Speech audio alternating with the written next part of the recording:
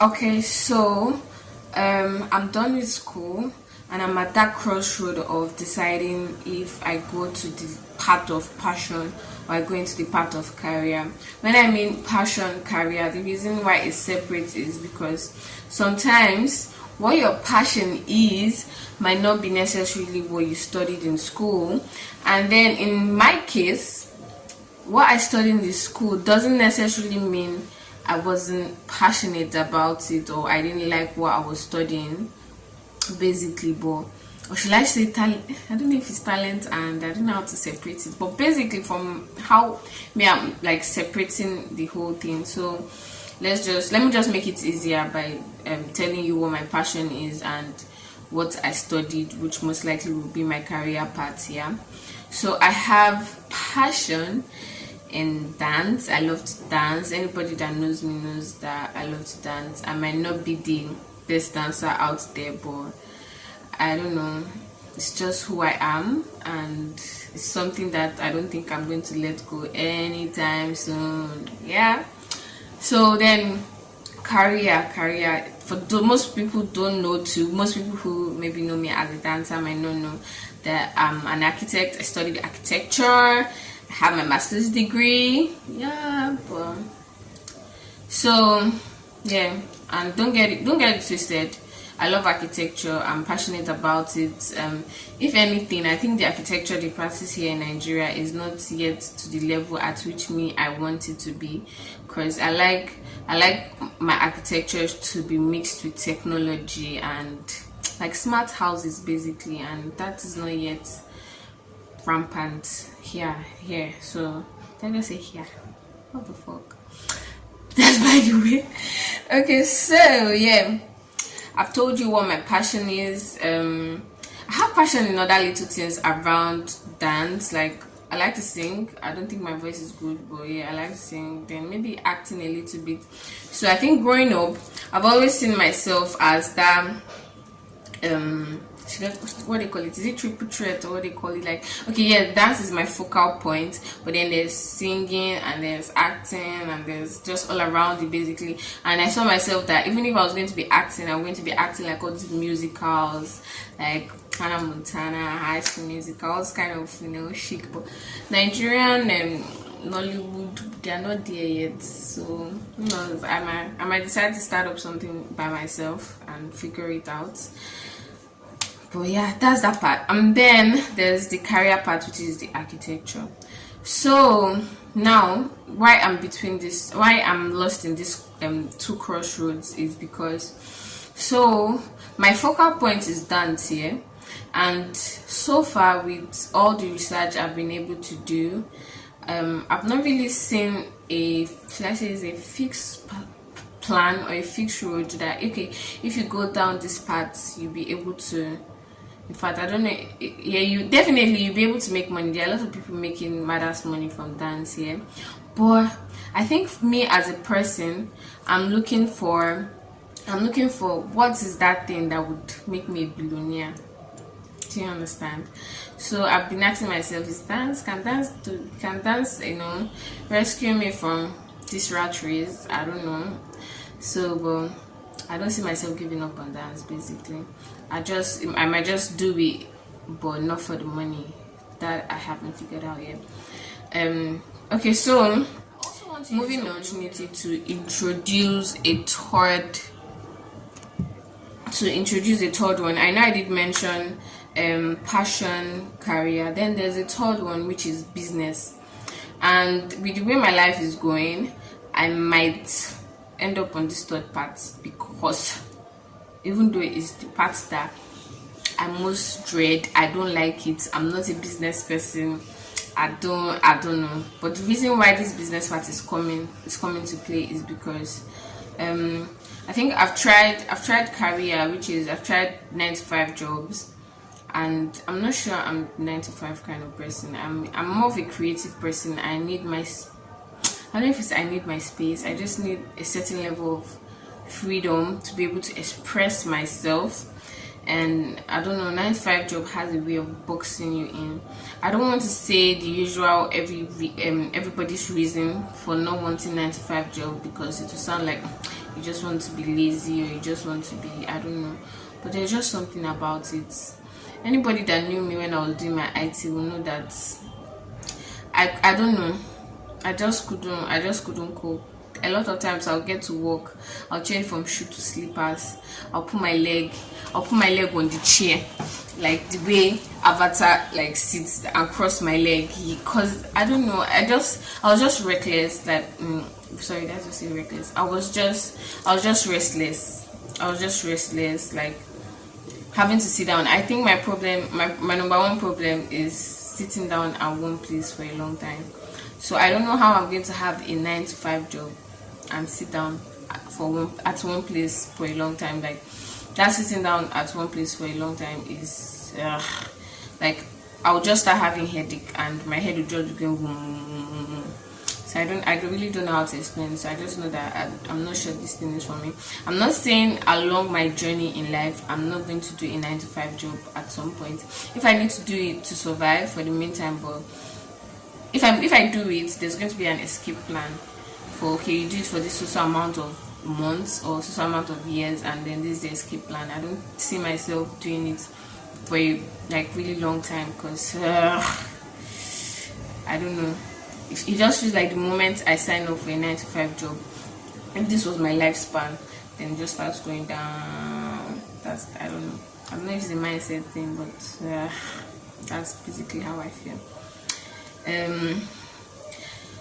Okay, so I'm going to talk about my journey of self-discovery from career, job hunt to chasing my dream and passion, and now I'm at the bus stop of business. Okay, so while I was doing my masters, I was also running my before I start my masters, before I start the story of my masters, when I graduated, like I was done 400 level BSc, I was done with BSc. I kind of had a meltdown, because I was I don't know, I had a meltdown. I was feeling like I was in a private university. For those who don't know, I felt like my school had stolen 4 years of my life that would have helped me in self-discovery, because I feel like what private universities fail to know is that apart from school and books, there are other self-discovery that every individual needs to go through, and private university basically steals that from you. So I felt like I shouldn't be finishing my BSc and still be confused if dance is what I want to do with my life. As at that point in my life, I should know by that time if it's dance, or I don't know.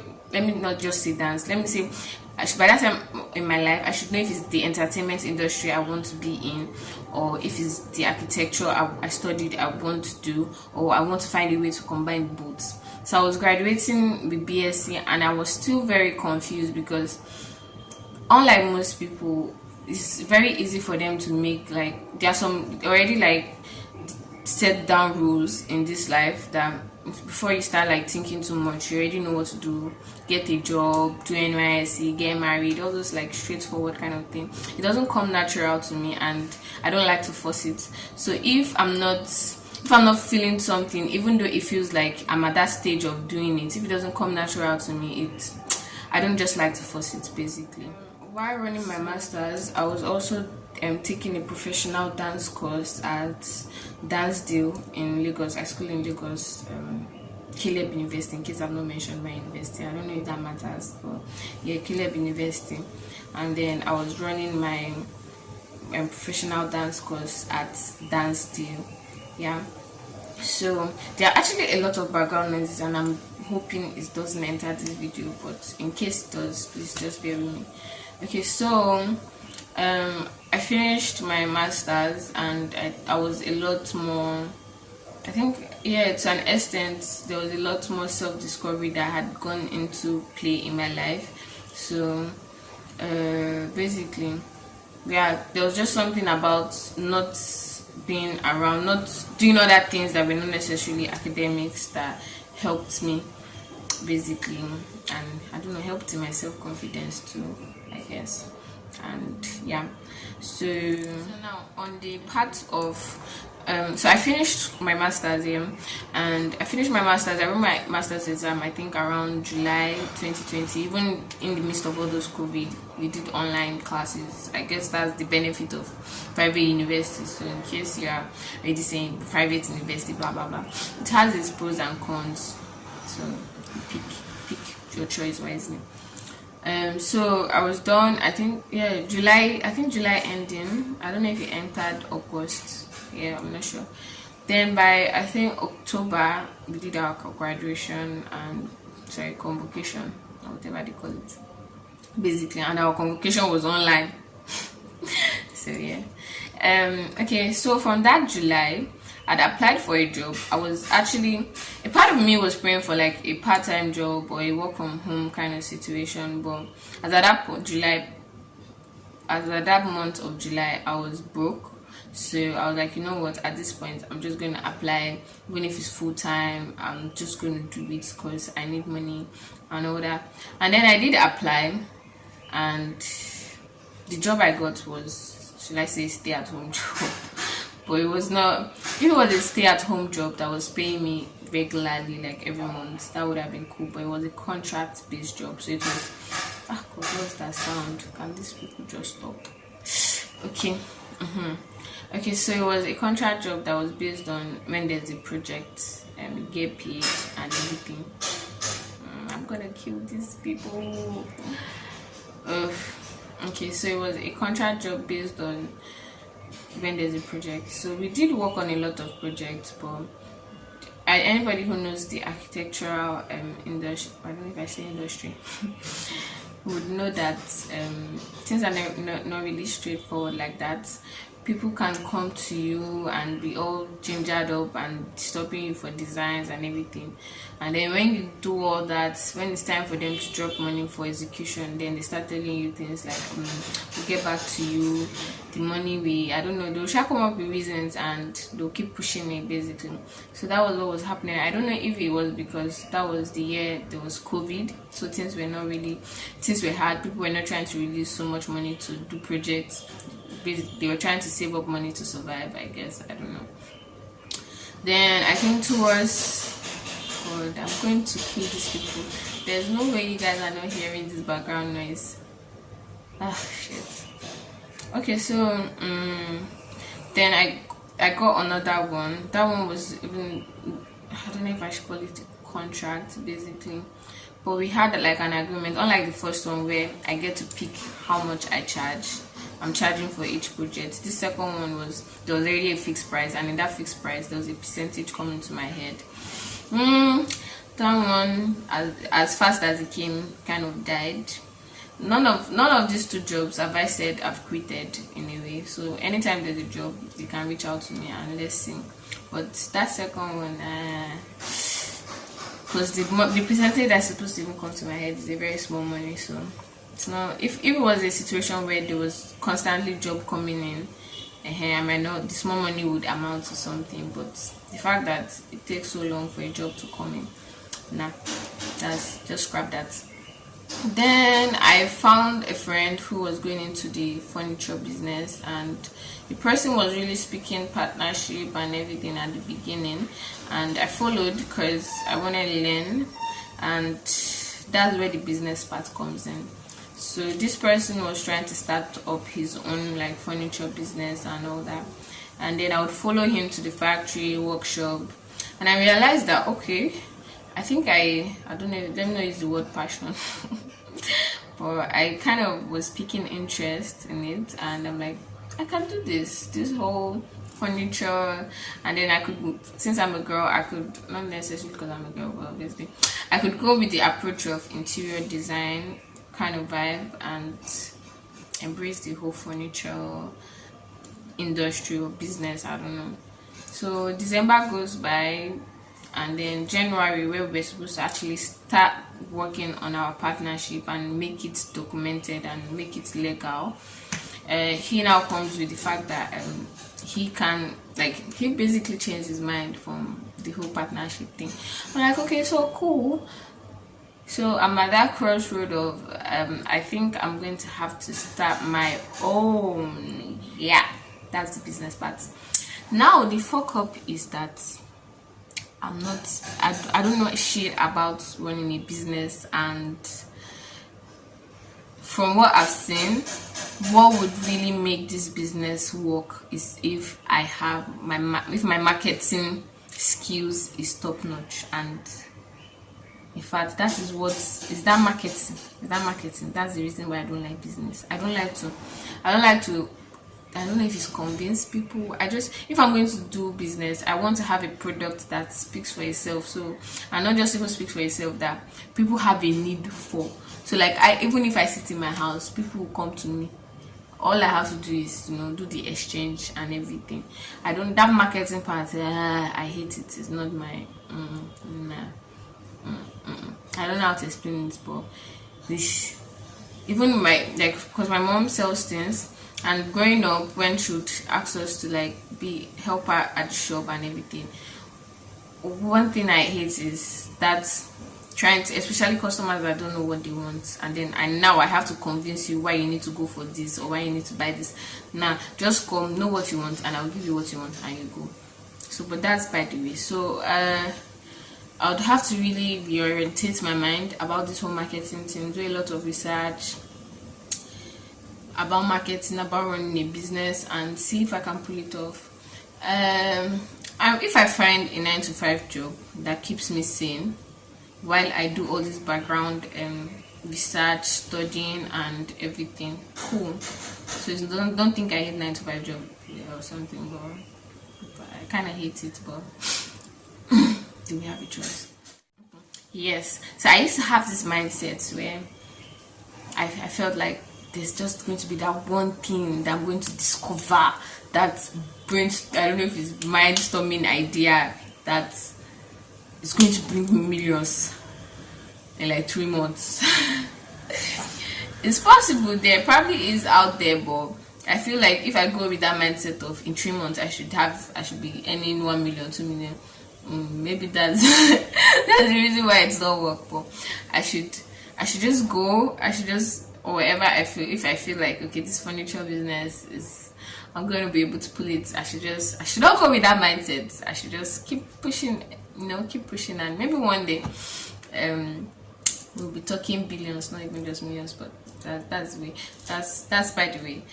But what I'm trying to say is, I used to think that there was this one thing, like once you figure out that one thing you would do, that would be that one thing, and maybe in a month's time you're already feeling like I've discovered the secret to this whole thing. Yeah. But I know better now. Yeah, so don't laugh at me. Yeah. And then I also realized that in this business, and especially in this entrepreneurship aspect that I'm trying to go into, I'm also like letting myself know that at this beginning stage, I don't know the duration of how many months is going to be considered as beginning or how many years is going to be considered as beginning, but I'm trying to tell myself that at this beginning stage, there might be times, there might be months where I won't even have enough money for survival. The money I'm making might be going back into the business, and I'm trying to tell myself that you have to be cool with it. You have to look at the bigger picture. You don't have to, don't put so much of your personal frustration into your business that you don't even notice that your business is growing. So your business might actually be a healthy business that when other people look at it and they look at the analysis and the what do you call it,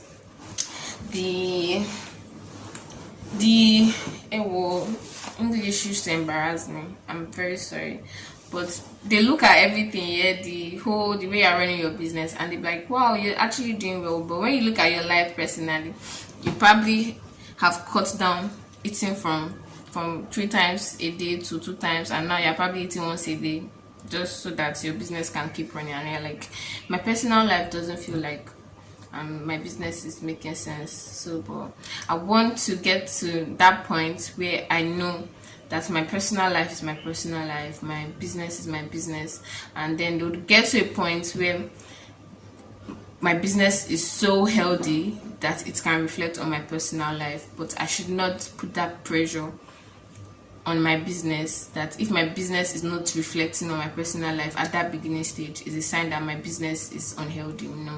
I want to be able to separate those two facts at the initial stage. So yeah, that's what I think. This other part I'm scared of. I'm also scared of the fact that, okay, there might be some projects that I might end up miscalculating, and then now I have to take out money from my personal business and my personal life to support my business.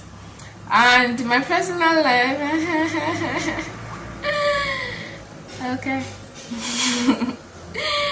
We all know how that one is. So there's just, I don't know, there's just a lot of fear. But I think if there's anybody who can start up something and pull it off, I think that would be me. Because looking at my life in general, I have a record of not making decisions every normal person makes. I don't know if I should use the word normal, but unlike I don't know, the things that come to people naturally, it doesn't, I don't know how my brain works, but it doesn't just come to me natural. It's the hard one, it's the not so usual taking parts. That's always the one that catches my attention and I find interesting. I don't know, it's just that. And I don't know, I have this stubborn spirit where even when I'm trying to convince my spirit, see, let's take this part, we can predict the ending of this one, let's take this part. No, my spirit will be fighting with me.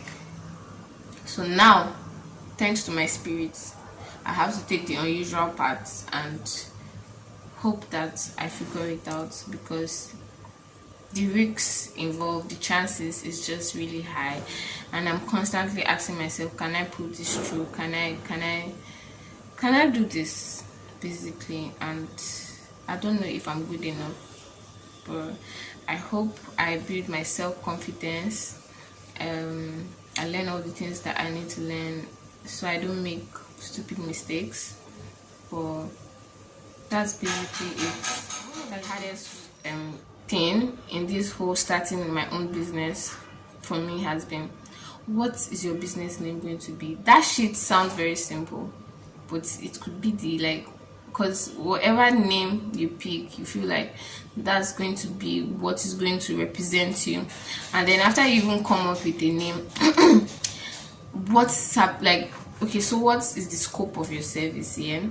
Because you think of something, you're like, yeah, this is fine. Then your brain tells you, you're thinking small. What happened to this? Are this not all in the same? And then you're like, okay, let me think big.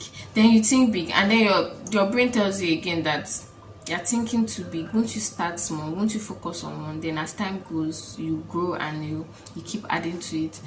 That back and forth is just, I don't know, maybe it's just me, but my head is like, there's just different personalities in my head. There's like a boardroom meeting. This one is giving the idea, this one is giving, and I'm just there like, can you guys just stop? Please. Yeah. So that back and forth of, okay, the name we've picked, is it good enough? Does it represent you in a, let's imagine a very big scale, you're in front of influential people. Is your name going to sound, God, maybe I'm overthinking it. I'm probably overthinking it because I'm a thinker. I don't know, I always just overshoot myself in the leg. But yeah, that's one of the hardest thing you would have to decide. Once you get that done, fine, then yeah, at least you probably don't have my kind of brain that is always just throwing ideas and throwing different things. This one is like a privilege, or should I say luck. Then if you're at this stage where I am, and you have maybe siblings, parents, boyfriend, I'm not in team boyfriend send money, but you have somebody that still sends you money once in a while, I think you should really appreciate them, because we entrepreneurs, or should I say we? I'm about to start, so I could, okay, so we who are wanting to start a business or have started, the pressure can be real. So if you have those people who still send you money, I think you should really appreciate them, because they are saving you from that depression. Yes, whatever depression you think you might be feeling is a lot worse if no money is coming in and you know that you have to do what you have to do. So yeah, call those people, check up on them, tell them thank you, you know. Yeah, bye. Okay.